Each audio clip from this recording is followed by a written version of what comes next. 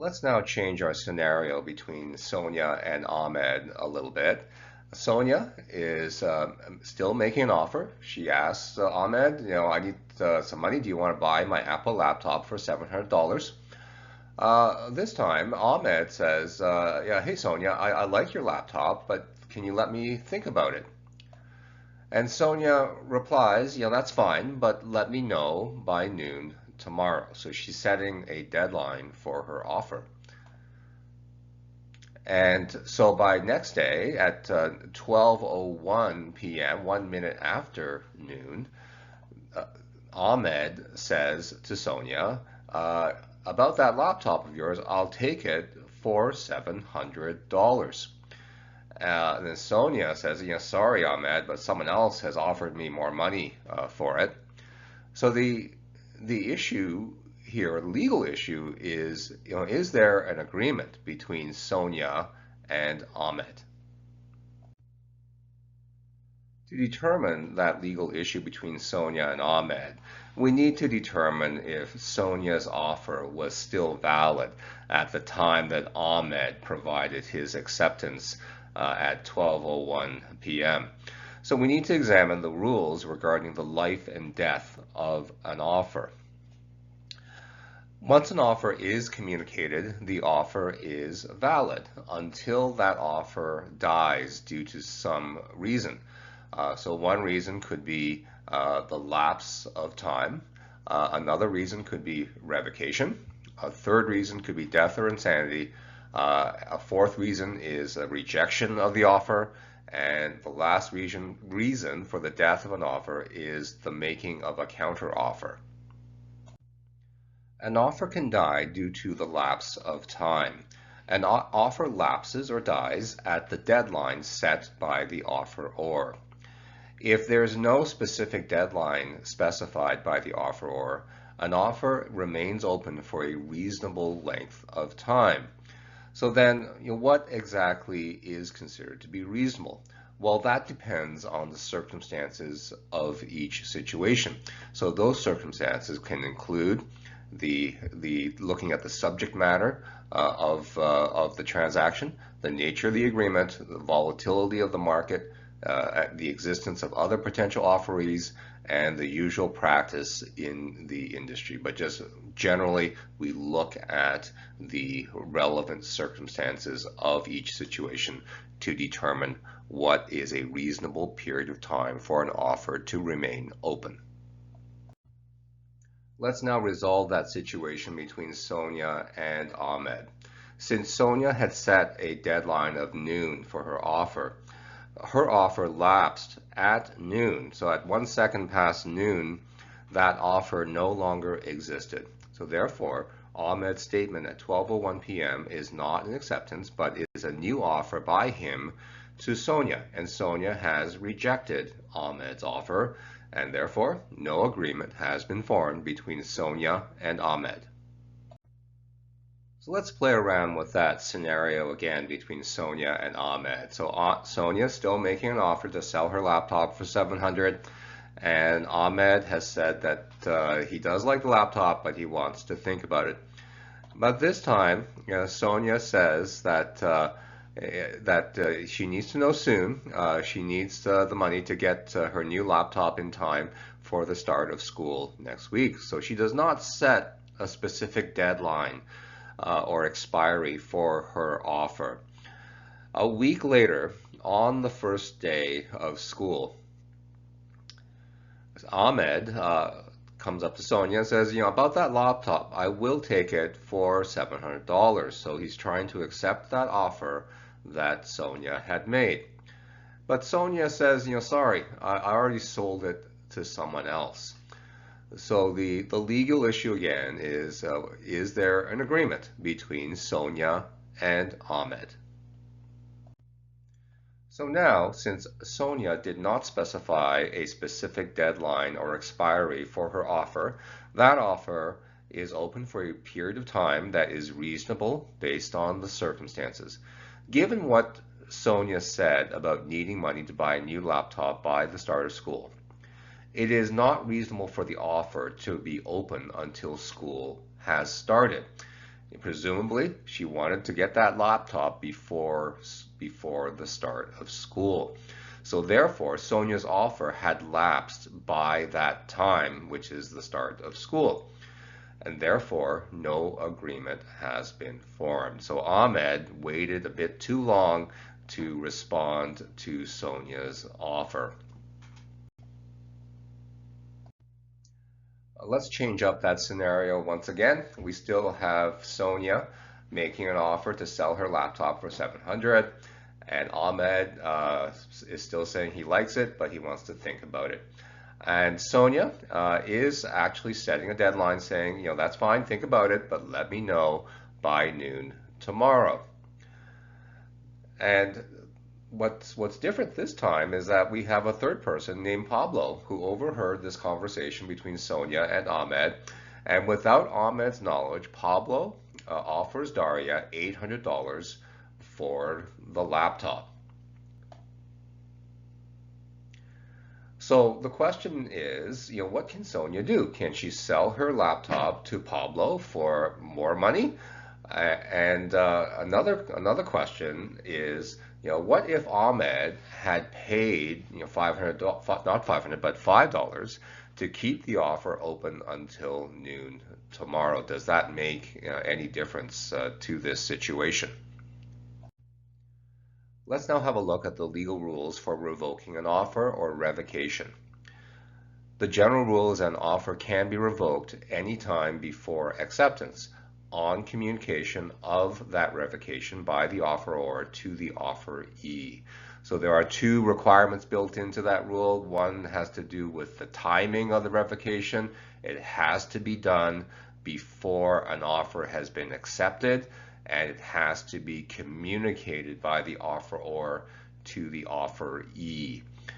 So even if there is a specified expiry time for an offer, in other words, it's called a firm offer, an offer can still be revoked under this rule.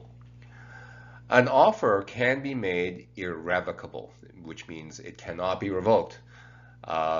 You can only do that, you can only make it irrevocable if the offeree has paid some amount, some value to have the offer remain open for a period of time. That's what we call an option. Let's now resolve that situation between Sonia, Ahmed, and Pablo. Based on the rule that we just looked at, Sonia can revoke her offer anytime before noon tomorrow, as long as Ahmed has not yet accepted her offer. Sonia can contact Ahmed to tell him that she is revoking her offer. Then she can contact Pablo to accept his offer.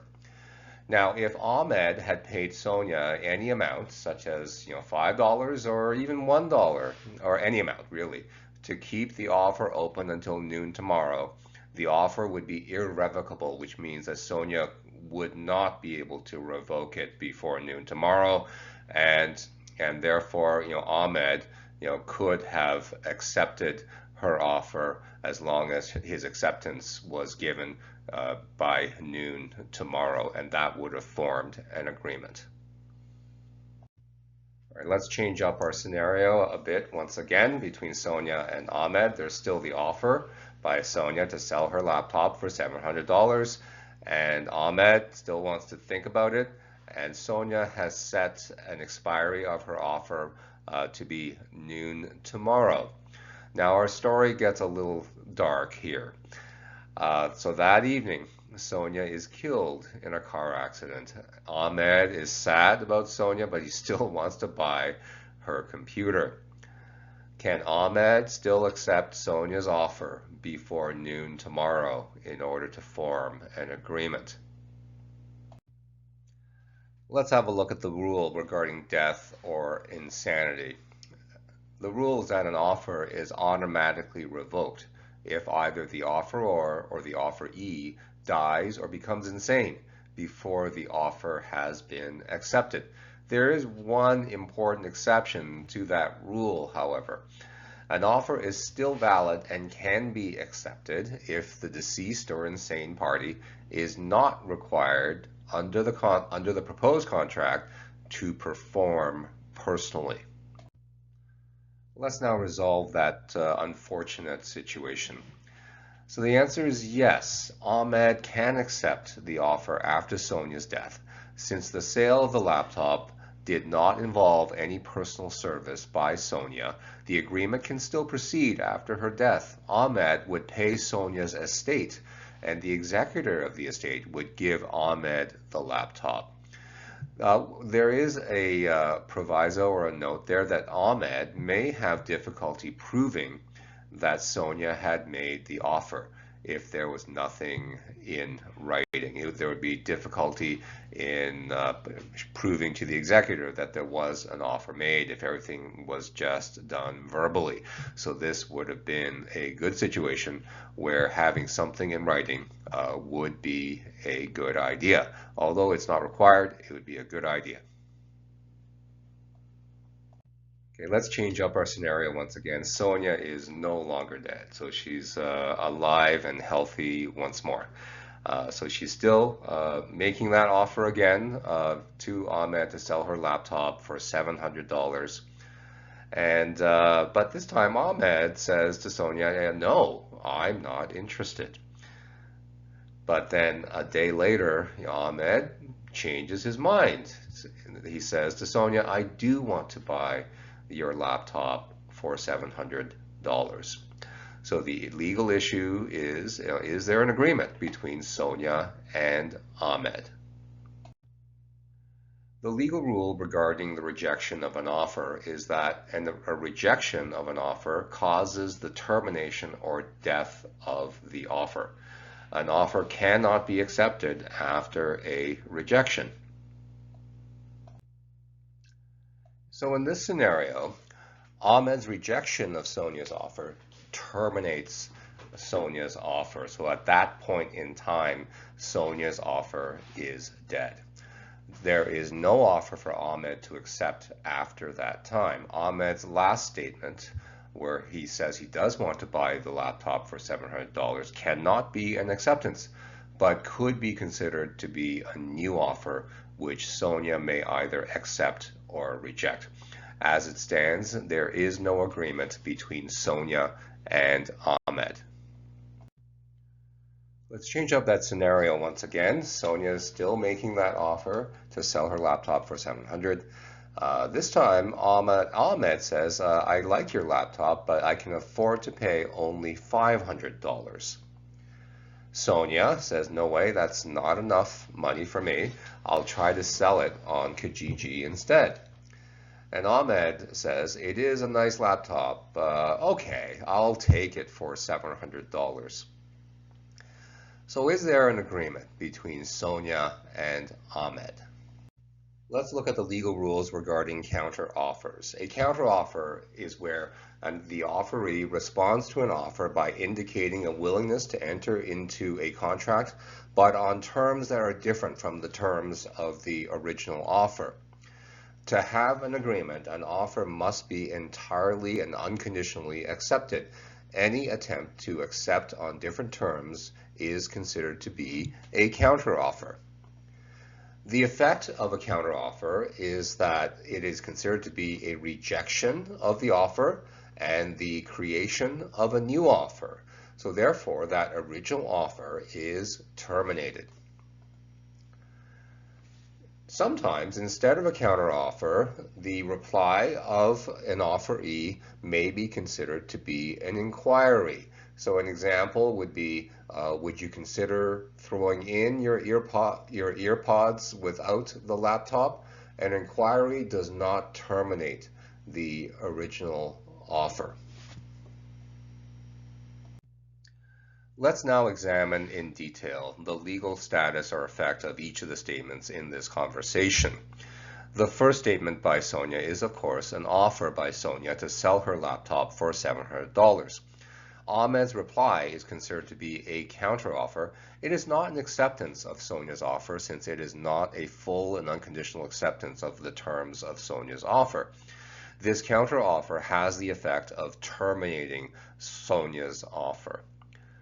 Sonia's reply to Ahmed is considered to be a rejection of Ahmed's counter-offer. It has the effect of terminating that counter-offer. And the last statement by Ahmed is considered to be a new offer by Ahmed to Sonia to buy her laptop for $700. It is not an acceptance of based on Sonia's original offer because that original offer was terminated at the time that Ahmed made his counter offer. So therefore, no agreement has been formed between Sonia and Ahmed.